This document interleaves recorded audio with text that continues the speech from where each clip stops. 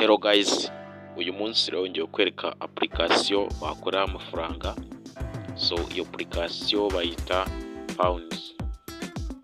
So ndagira ngo umurikire akantu kandi step by step gukora amafaranga kuri application biroroha cyane. Ya nkuko bisanzwe uraza hano kuri Play Store.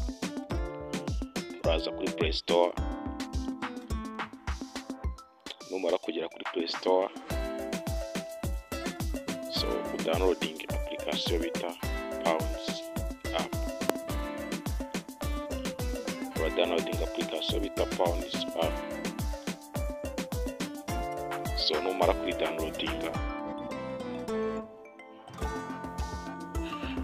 downloading bahita utangira kuyikoresha. Wowe icyo usabwa ni ugushyiramo email yawe, umara gushyira email yawe bigahita bikunda.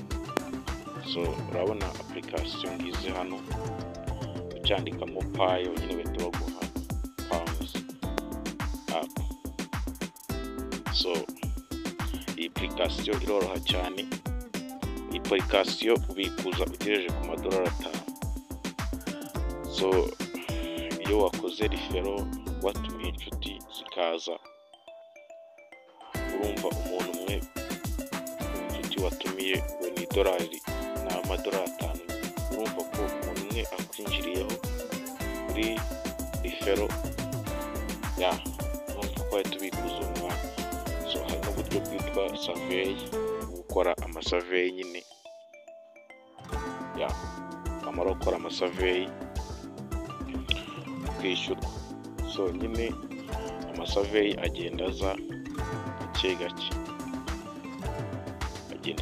gake. So biraterwa nawe icyo uri buhitemo. Hari n'uburyo bita nyine gusharinga wifi, bifite wifi urayisharinga. So nyine ubu ni uburyo bwose, uburyo bwo sharinga wifi ya okay. Wowe uyidownloading ukoresha ama option agiye atandukanye ugakora amafaranga. So ndagira ngo nkubwire ngo hano urakoresha email yawe kubera ko iyo application nyifitemo, kugira ngo usanga utayifitemo uyidownloadinga.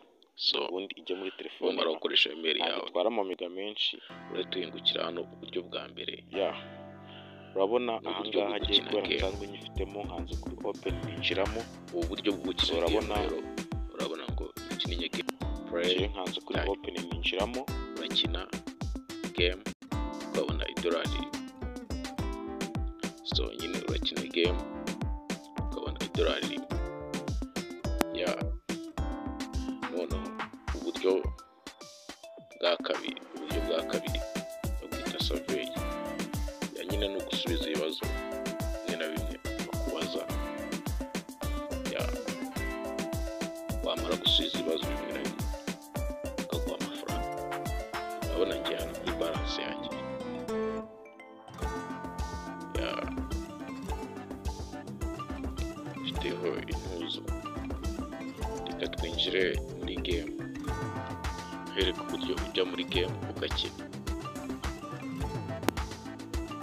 So tugomba please wait. Ya numara kugera muri game baraguha ibyo byose.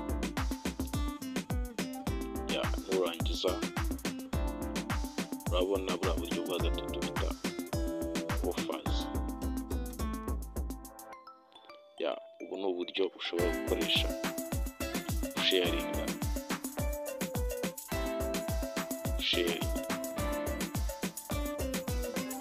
So nyine urabona hano ngize ibibazo, urabona ngiye ntakinnye.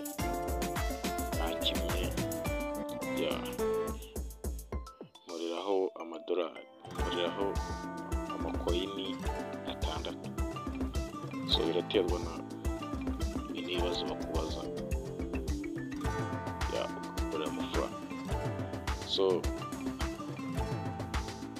urabona bayikuba complicated. Ya so nyine ya app ndasaba kuyikoresha neza witonda.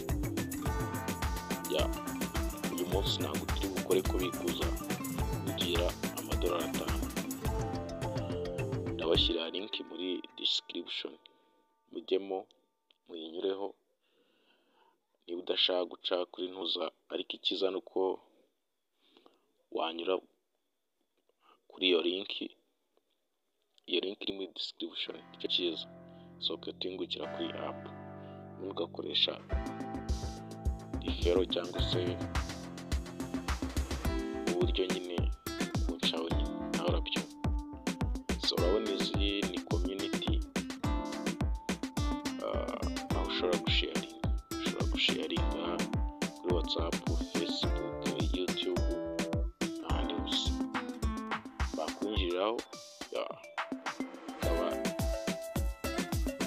Aba ni abarida bode nyine ndi kugenda nkwereka uburyo iyi app yo style utaza kugira urujijo rwo kuyijyamo ugasanga kubera ikibazo. Urabona hano rifero, so hariya hari akantu ka wifi, so uburyo ukonegita sharing wifi, ubundi ugakoresha wifi yawe, so ubundi ukabona amafaranga. Uko bakoresha wifi yawe wayikonegise niko amafaranga agenda aza hano kuri ntuzi. So ahangaha kuri referral code to receive your referral bonus, ngizamo kode y'umuntu nyine watumiye murakomeza mugatwara amafaranga. So ufite umuntu nyine uri kumwe ahangaha ndi kwereka hano